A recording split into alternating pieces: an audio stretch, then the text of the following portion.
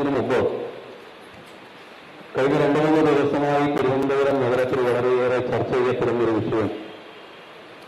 ആ വിഷയത്തെ സംബന്ധിച്ച് ചില കാര്യങ്ങൾ സൂചിപ്പിച്ചാൽ നന്നായിരിക്കുമെന്നുള്ളതുകൊണ്ടാണ് സൂചിപ്പിക്കാൻ വേണ്ടി ആഗ്രഹിക്കുന്നത്.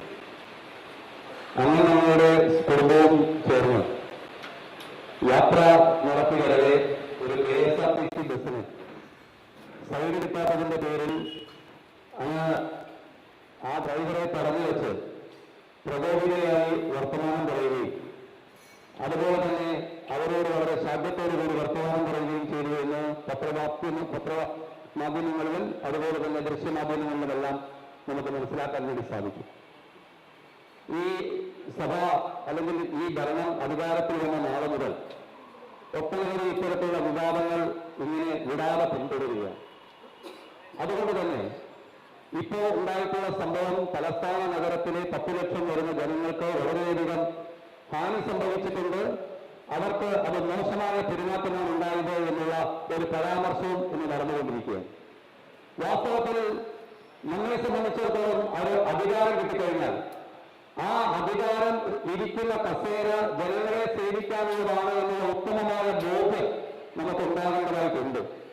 അങ്ങ് ഈ പറയുന്ന ഞാൻ പറഞ്ഞിട്ടേ അല്ല, നിങ്ങളെ മുകളിൽ നിന്ന് ആലോചിച്ചിട്ടുള്ളതെന്ന് സമയം പറയാണെങ്കിൽ പറയാം. ഞാൻ അത് പറയട്ടെ. നിങ്ങളുണ്ടാവില്ല ആ സ്ഥലത്ത്, നിങ്ങൾ ആ സ്ഥലത്ത് ഉണ്ടാവില്ല. നേരെ പറയട്ടെ, നേരെ പറയാൻ അവസരമുണ്ടല്ലോ. അല്ല, നേരെ പറയാൻ അവസരമുണ്ടല്ലോ. അല്ല, ഞാൻ ചോദിക്കട്ടെ, ഒരു ജനപ്രതിനിധി എന്ന ഒരു കാര്യം ഉണ്ടാ പാടില്ലേ? അല്ല, നിങ്ങൾ സംസാരിക്കുന്നത് മറുപടികളല്ലേ? ഞാൻ സംസാരിക്കട്ടെ, വിഷയം സംസാരിക്കട്ടെ. അല്ല, നിങ്ങളുടെ ഈ രാഷ്ട്രീയ അഹങ്കാരമുണ്ടല്ലോ, നിങ്ങളുടെ ഈ അഹങ്കാരമുണ്ടല്ലോ, ഈ അഹങ്കാരം വളരെ മാന്യമായിട്ടാണ് സംസാരിക്കുന്നത്.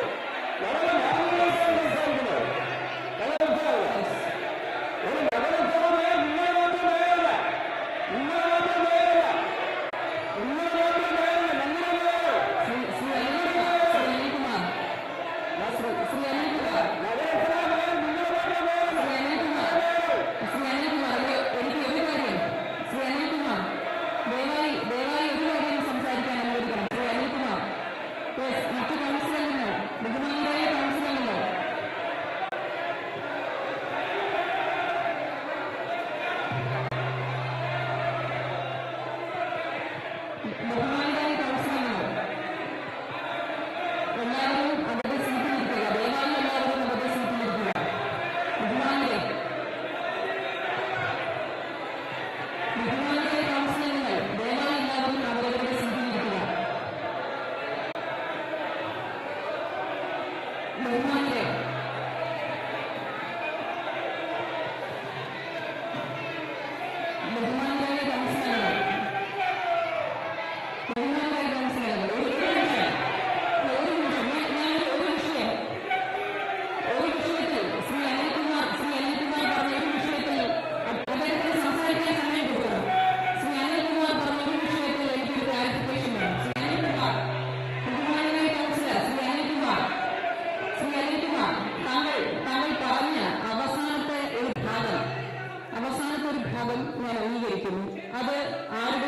മാത്രം മേയല്ല,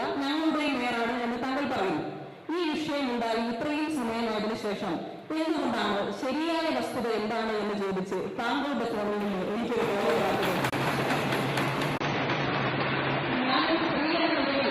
റോഡിൽ വിഷയം ഉണ്ടായാൽ എന്തോ ആകട്ടെ, എന്തുകൊണ്ടാണ് താങ്കൾ ഇപ്പോൾ പറഞ്ഞ അവസാനത്തെ ഭാഗം പോലെ അത് ഞങ്ങളുടെ മേലാണ് എന്ന കക്ഷി രാഷ്ട്രീയം മറന്നുകൊണ്ട് താങ്കൾക്ക് ആ വിഷയം അന്വേഷിക്കാൻ തോന്നാത്തത്? ഞാൻ ചോദിച്ചത് താങ്കൾ പറഞ്ഞ അതേ വാക്യം മാത്രമേ ഞാൻ ചോദിച്ചുള്ളൂ. ഞാൻ താങ്കൾ പറഞ്ഞ അതേ വാക്യമേ ചോദിച്ചുള്ളൂ. താങ്കളുടെ ബുദ്ധി നേരാണ് ഞാൻ എങ്കിൽ എന്തുകൊണ്ടാണ് എനിക്ക് എന്താണ് സംഭവിച്ചത് എന്നറിയാൻ താങ്കൾക്ക് ആകാംക്ഷ ഉണ്ടാകാത്തത്?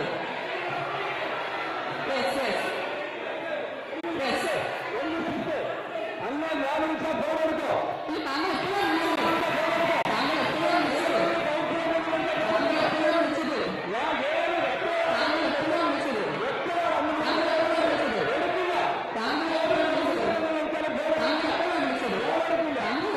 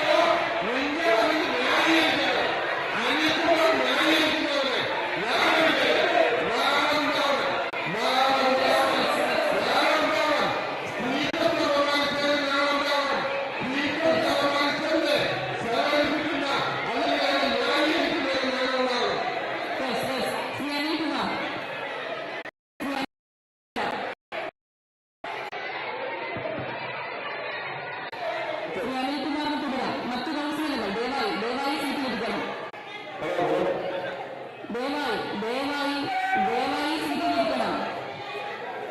അല്ല അല്ല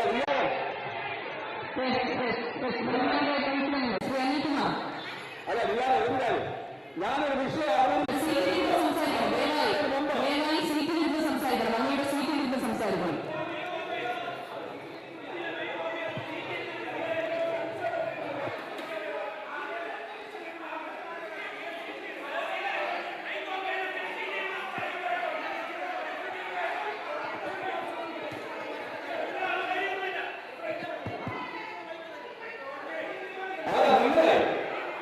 നിങ്ങൾക്ക് ദോഷങ്ങളുടെ കാര്യമൊന്നുമില്ല. കാരണം നഗരസഭയിലെ 3 കൗൺസിലർമാരും അവർ കൈകൊണ്ട ഒരു വിഷയം സഭയുടെ ശ്രദ്ധയിൽപ്പെടുത്താനുള്ള കൊടുക്കാനുള്ള അധികാരമുണ്ട്. നിങ്ങളത് ആലോചിക്കാനാണ് നേരെ തന്നിട്ടുള്ള നേരെ അധിക്ഷേപിക്കാനാണ് നിയോഗിക്കുന്നത്. അത് മനസ്സിലാ അല്ല നിങ്ങളത് ആലോചിക്കാണ്.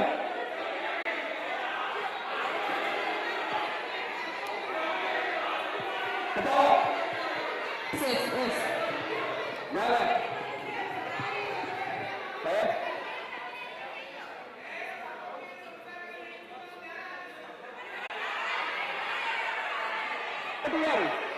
നേരെ സപ്പോർട്ട് ചെയ്യാൻ നിങ്ങളെ പറയില്ല.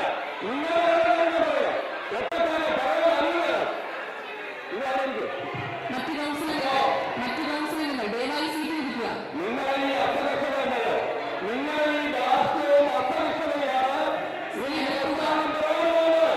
നിങ്ങളെ അസംഗമാണ് നിങ്ങളുടെ ഭാഷയാണ്. ശ്രീ അനിൽകുമാർ നിങ്ങൾ കാര്യങ്ങൾ അവതരിപ്പിക്കുമ്പോൾ നിങ്ങൾക്ക് അവതരിപ്പിക്കാൻ അവസരമുണ്ടായിരിക്കെ ആരെങ്കിലും അഭിപ്രായം പറയുമ്പോൾ ആ അഭിപ്രായത്തെ വായിപ്പിക്കുന്ന നിങ്ങളുടെ ഭാഷയുടെ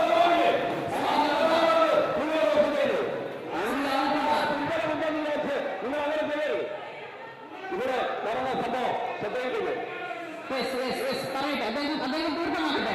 അദ്ദേഹം പൂർണ്ണമാക്കട്ടെ.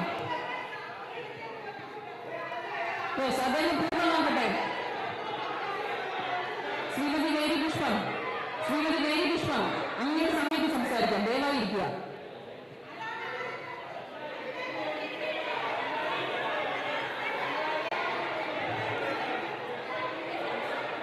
അത് നിങ്ങൾക്ക് അല്ല നിങ്ങള് ഇപ്പൊ ഞാൻ പറഞ്ഞത് എല്ലാവരും പ്രതിയാണ്. ഞാൻ തിരുവനന്തപുരം സോണൽ ഓഫീസിൽ ആർപ്പിച്ച പ്രതിയായില്ലേ? തിരുവനന്തപുരം സോണൽ ഓഫീസിൽ അക്രമത്തിന് നേതൃത്വം കൊടുത്ത അല്ലെങ്കിൽ അക്രമം നേരിട്ട ഒരാള് അയാളെ പ്രതിയായില്ല. നിങ്ങൾ പറഞ്ഞതനുസരിച്ച് അയാളാണ് മൂന്നാമത്തെ ഒരു പ്രതിയാണ്. ഇപ്പൊ പറയുന്നത് ഈ നന്ദെന്ന് പറയുന്ന ഒരു പ്രതിയാണ്. പ്രതിയാണെങ്കിൽ ഈ നാട്ടിൽ നിയമ സംവിധാനമുണ്ട്. ഇയാള് പ്രതിയാണെങ്കിൽ ഈ നാട്ടിൽ നിയമ സംവിധാനമുണ്ട്. ആ പ്രതിയാണെങ്കിൽ ഈ നാട്ടിൽ നിയമ സംവിധാനമുണ്ട്. നിൽക്ക് ഞാൻ പറഞ്ഞു